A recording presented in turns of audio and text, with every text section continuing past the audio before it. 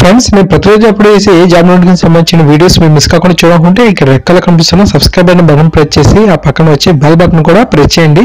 ఇలా చేయడం ద్వారా అప్పుడు చేసే ఏ వీడియో కూడా మిస్ కారు. ఈ వీడియో అయితే తప్పకుండా లైక్ చేయండి. ఈమెయిల్ ప్రతి ఫ్రెండ్కి ఫేస్బుక్ ద్వారా వాట్సాప్ ద్వారా షేర్ చేయడం ద్వారా అందరికీ బాగా యూజ్ అవుతాయి. ఈ వీడియో కింద ఉన్న డిస్క్రిప్షన్ లో ఒక న్యూస్ యాప్ లింక్ ఇచ్చాను. ఆ యొక్క యాప్ ని మీరు వెంటనే ఇన్స్టాల్ చేసుకుంటే మీకు 50 రూపాయలు అనేది రావడం జరుగుతుంది. ఆ యొక్క యాప్ ని మీ ప్రతి ఫ్రెండ్ కి షేర్ చేసుకున్నా ఆ యొక్క యాప్ లో మీరు ఏమైనా ఆర్టికల్ చదివినా సరే మీకు మనీ అనేది రావడం జరుగుతుంది. ఈ విధంగా మీరు నెలకు 10,000 వరకు సంపాదించే అవకాశం అయితే కలుగుతుంది.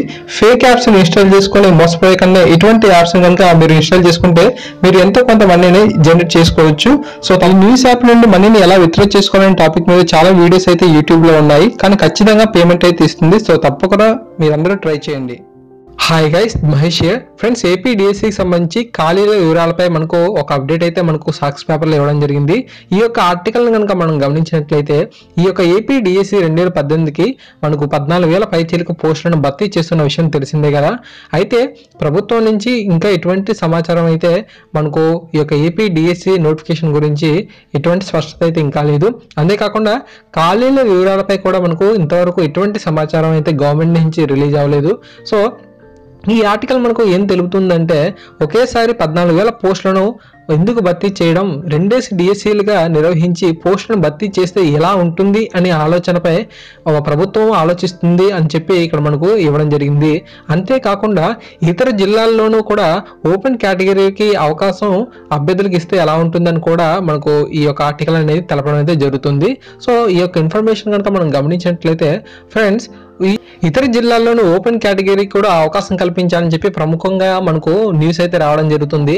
పరీక్ష ఎక్కడ రాసినా సరే ఇతర జిల్లా పోస్టుల్లో ఓపెన్ కేటగిరీ కోటాకు అర్హత కల్పిస్తే బాగుంటుందని చెప్పి అభ్యర్థులు కోరుతున్నారు.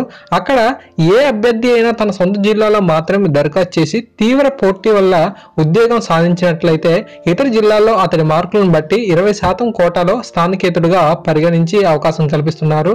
ఇలాంటి విధానం రాష్ట్రంలో లేనందువల్ల 2014 డిఎస్సిలో చాలా మంది మెరిట్ అభ్యర్థులు కొద్ది శాతం తేడాతో ఉద్యోగాన్ని కోల్పోయారు. ఉదాహరణకు పశ్చిమ గోదావరికి చెందిన ఒక అభ్యర్థిని 136 మార్కులు సాధించినప్పటికీ ఉద్యోగం కోల్పోయింది. కానీ విశాఖ, చిత్తూరు జిల్లాలో ఆమె కంటే తక్కువ మార్కులు వచ్చిన వారు ఓపెన్ కేటగిరీలో ఉద్యోగం పొందారు. కాబట్టి సొంత జిల్లాలో పరీక్ష రాసిన మార్కులను బట్టి ఇతర జిల్లాల్లోని ఓపెన్ కేటగిరీలో కూడా పోస్టులను కేటాయించాలని చెప్పి అభ్యర్థులు అయితే కోరడం అయితే జరుగుతుంది. సో ఫ్రెండ్స్, మనకు ఈ యొక్క ఆర్టికల్లో ఉన్న ప్రధానమైన అంశాలు 2 ఉన్నాయి. ఒకేసారి పోస్టులను భర్తీ చేసే కన్నా మనకు 2 డిఎస్సీలుగా కండక్ట్ చేసుకొని పోస్టులను భర్తీ చేస్తే అందరికీ బాగా యూస్ఫుల్ గా ఉంటుందని చెప్పి ఇక్కడ ఇవ్వడం జరిగింది. అంతేకాకుండా ఇతర జిల్లాల్లోని ఓపెన్ కేటగిరీ కూడా అభ్యర్థులకు అవకాశం కల్పించాలి, ఆ విధంగా అయితే బాగుంటుంది, న్యాయం చేకూరుతుంది అందరికీ కూడా అని చెప్పి ఒక విన్నపం అయితే వెళ్ళడం అయితే జరిగింది. సో మనకు అందుకని చెప్పి ఈ యొక్క ఏపీ డిఎస్సి సంబంధించి ఖాళీల వివరాల గురించి ప్రభుత్వం నుంచి ఇంకా స్పష్టమైన సమాచారం అయితే రాలేదు అని చెప్పి నా అభిప్రాయం. మీ యొక్క అభిప్రాయం కింద కామెంట్ సెక్షన్ లో తెలియజేయండి. తప్పకుండా అందరికీ బాగా యూస్ఫుల్ గా ఉంటుంది. ప్రతి ఒక్కరికి షేర్ చేయండి. Thanks for watching this video.